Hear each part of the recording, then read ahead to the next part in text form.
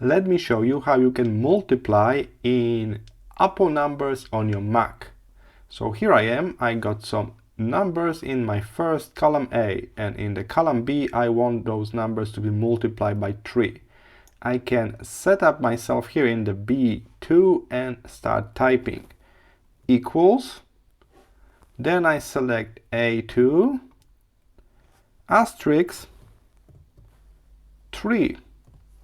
Now I click OK. Now I got the value of the column A times 3, so 3 become 9.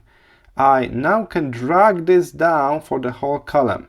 Simply search for this yellow point, click on it and drag it all the way down. And now all of the values from column A are multiplied by 3 in the column B.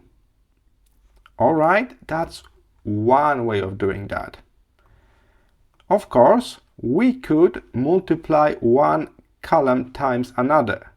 In that case, type equals, select one value, and again asterisk another value. Click OK. Now I got 3 times 9. And the same trick, I can drag this whole formula down, just hover your mouse until the yellow points appear, drag it down. Perfect. That's how easy it is to multiply numbers in Numbers for your Mac. I hope this was helpful. See you in the next one.